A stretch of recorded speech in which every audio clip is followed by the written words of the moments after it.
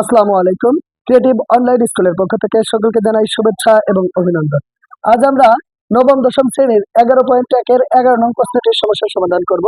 এখানে বলা হয়েছে x সমান ঘনমূল m+1 বা প্লাস ঘনমূল m-1 বাই ঘনমূল m+1 মাইনাস ঘনমূল m-1 হলে প্রমাণ করো যে x³ - 3mx² + 3x - m = 0। তো আমার যে প্রশ্নটা দেওয়া আছে সেই অনুযায়ী প্রশ্নটা নিয়ে আমার ওই মানটা আনতে হবে।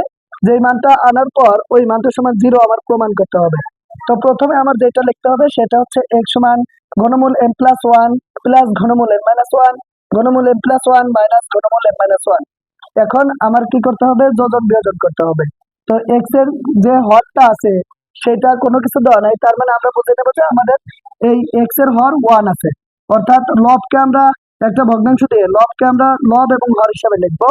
এরপরে যোগ এবং বিয়োগ, যোগ দ্বারা লবকে গুণ করব এবং মাইনাস দ্বারা হরকে গুণ করব। এবং এই লব এবং হর নিয়মটা হচ্ছে এরকম: লব লব, যোজন বিয়োজন, হর হর।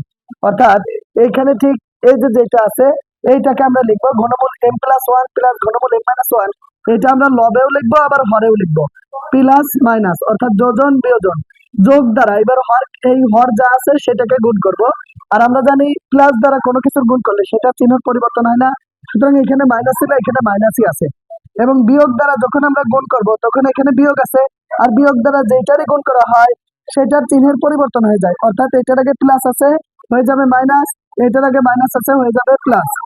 এখন এখানে x+1/x-1, এখানে আমাদের 2 ঘনমূল m+1 অর্থাৎ দুইটা ঘনমূল m+1 রয়ে গেছে, আর প্লাস মাইনাসে এটা কেটে গেছে।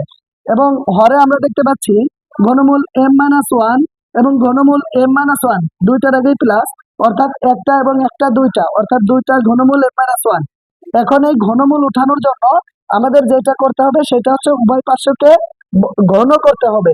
আর যদি এটা বর্গমূল থাকতো তাহলে আমরা বর্গ করতাম। যেহেতু এটা ঘনমূল আছে, ঘনকে উঠানোর জন্য আমাদের দুই পাশে আমরা ঘন করে দিচ্ছি। আমরা এই দুইটাই ঘন করছি এবং এখানে সূত্র বসাইছি a + b হোল কিউব, অর্থাৎ a³ + 3a² b + 3ab² + b3। আর এখানে a - b হোল কিউবের সূত্র বসিয়েছি a³ - 3a² b + 3ab² - b3। আর এখানে আমাদের যেটা ছিল সেটা আমাদের লিখতে হবে। এখানে ছিল m+1/m-1। এখন এইখানে যে আমরা পুনরায় আবার যোজন বিয়োজন করব। যখন আমাদের এই তথ্যটা আসবে তখন এই তথ্যকে পুনরায় আমরা যোজন বিয়োজন করেছি। লবটাকে আমরা উপর নিচে দুই জায়গায় উঠিয়েছি, প্লাস এবং মাইনাস, যোজন বিয়োজন।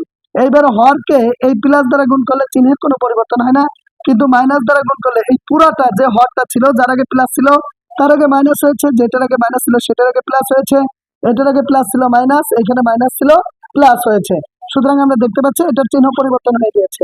লব এবং হরে যোগ বিয়োগে কাটাকাটি করে আমরা পেলাম 2x³ + 6x/6x²/2। এখন এইখানে আমরা দেখতে পাচ্ছি 2m/2। আমরা এই পাশটায় 2 2 কমন নিব। 2 যদি কমন নেই তাহলে আমাদের x³ + 3x, এইখানে 2/x² + 1 এবং এইখানে আমাদের থাকে শুধুমাত্র m। এই মানটা আমরা এখানে নিয়ে যাব, x³ + 3x/3x² - 1 = m। এখন এই m এর নিচে কোনো কিছু নেই, তার মানে আমরা বুঝে নেব যে এর নিচে 1 আছে। তখন আমরা r গুণ করব। তো 1 দিয়ে যেটার r গুণ করা হলো 1 এর সাথে যাই গুণ করে সেইটাই থাকে। তো আমরা x³ + 3x, এখানে x³ + 3x ই রয়ে গেছে। এখন m এর সাথে এটার গুণ করলে 3mx² প্লাস 1 এর সাথে m গুণ করলে m অক্ষে m। তো এটা আমরা r গুণ করছি। r গুণ করার পর আমরা পক্ষান্তর করছি, পক্ষান্তর করে সাজিয়েছি x³ + 3mx² পক্ষান্তর করে এই পাশে আসলে মাইনাস হয়ে যায়, প্লাস আছে তাই পক্ষান্তর করলে মাইনাস। আর এইখানে প্লাস m ছিল, এইটা এই পাশে আনছি, অর্থাৎ পক্ষান্তর করছি, এইটার আগে প্লাস ছিল মাইনাস, 3x এর আগে প্লাস ছিল, 3x এর আগে প্লাসই থাকবে কারণ এটা যেই পাশে ছিল সেই পাশে রয়ে গেছে।